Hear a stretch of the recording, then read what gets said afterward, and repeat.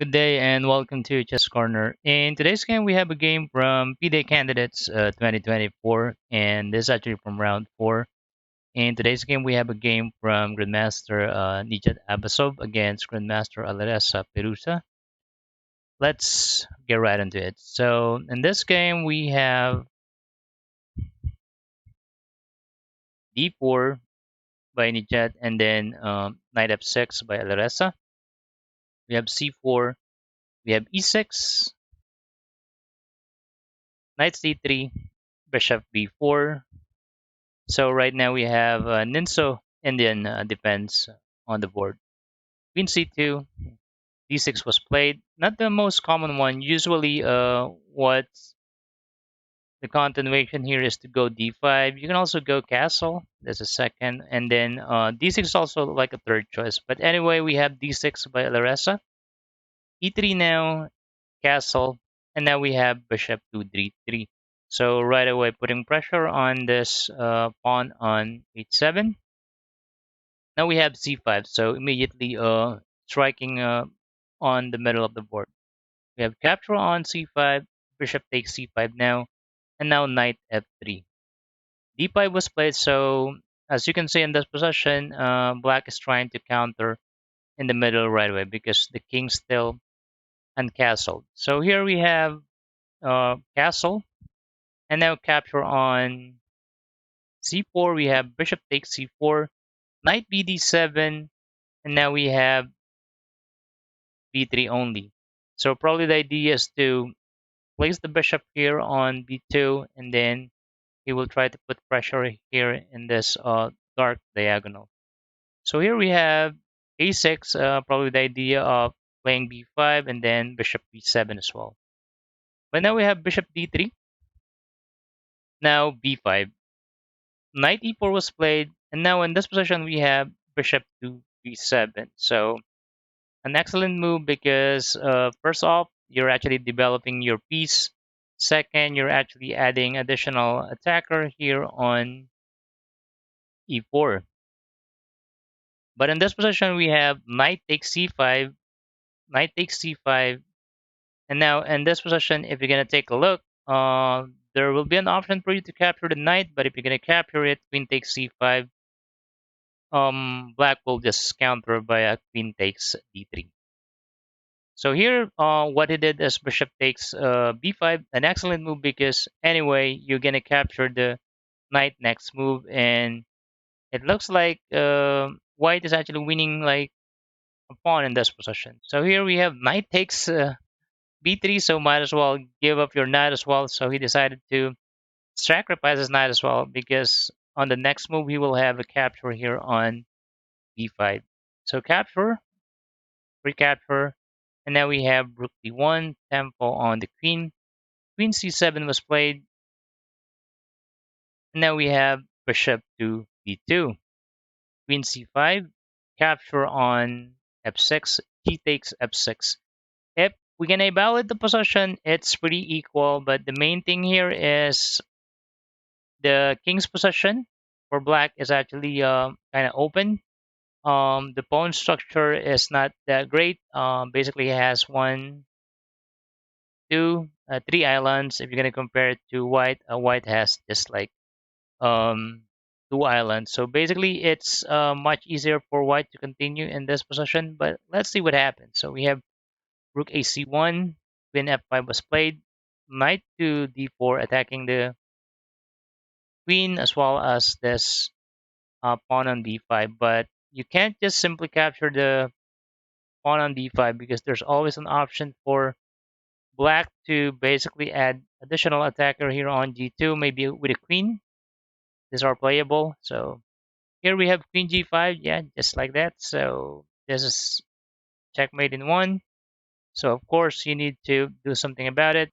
He played knight c6, so blocking the diagonal. And now we have rook to a6, putting pressure on that knight. h4 was played. That's actually an excellent move because by playing h4, you're actually trying to remove the queen in this file so that you can prevent this possibility of attack on g2. So we have queen takes h4 now.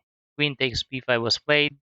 Rook takes a2. Another excellent move, as you can see, giving the b7 bishop. But what's gonna happen if you do that? Then queen takes f2, and then king h1, and then queen g2 will be checkmate.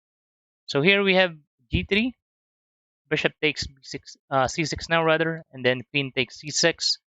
We have queen to h5, king g2, rook to b8. And if you're gonna take a look at the position, it's pretty equal when it comes to the material. But right now, black is actually having this counterplay. There's always an option to go rook to b2. He will try to put pressure here on f2.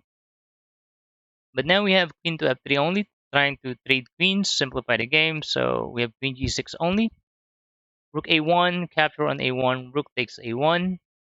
King g7 was played, and now we have rook to e4. What's the threat of rook a4? Well, this is actually the threat, rook to g4. But of course, let us already saw it, so we have only like rook to um, b5 with the idea of if you're gonna go rook g4, then I will just simply go rook to g5.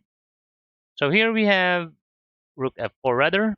Now we have h5, e4 was played, rook to g5, king h3 only, and now we have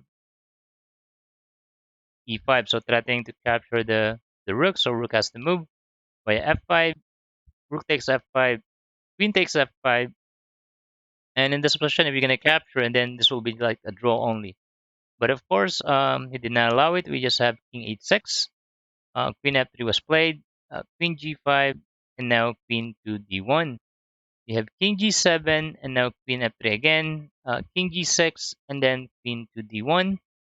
f5 was played now, so we have check, queen f6, capture on f5, king takes f5, and now we have queen to d3 with a check. So in this position, although black is up material, the problem here is there's always like a possibility of perpetual check because there's no like shelter for the king, and right now the king is actually in the front of the queen.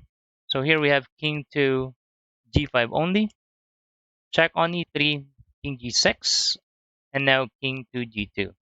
We have check on c6, king h2 was played, queen d5, and now we have queen to b6. So we have f6 only, and now we have queen to b8. So the goal here for white is just to continue giving check.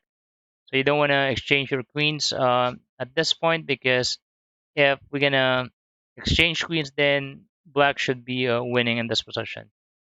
So here we have queen to e6 only. Queen a8 was played, f5, and now queen to d8. So we have queen f6 trying to exchange queens. So check again on e8, king h6, and now king to g2. f4 was played, capture on f4, queen takes f4.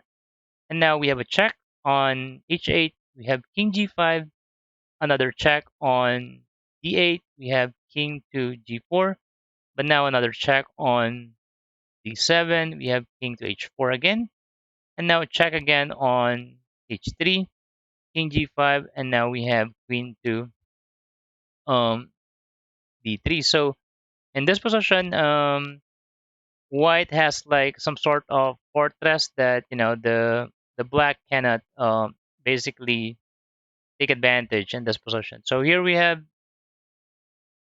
e4 only, now queen to c3. So a simple waiting move with idea of queen g7. So here we have a check on g4. So we have king to h2 again. King h4 was played, but now another check on f6.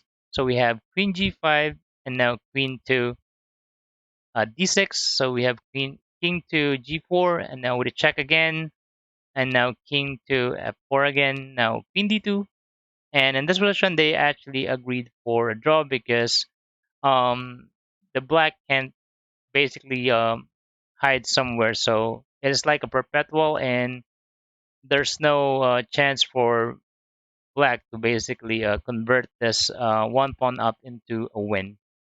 In this game, their accuracy is actually 99% for both of them. They're actually playing like an engine or a computer. Well, that's our game for today. Thank you for watching Chess Corner. Please consider subscribing, and I'll see you on the next one. Thank you. Bye bye now.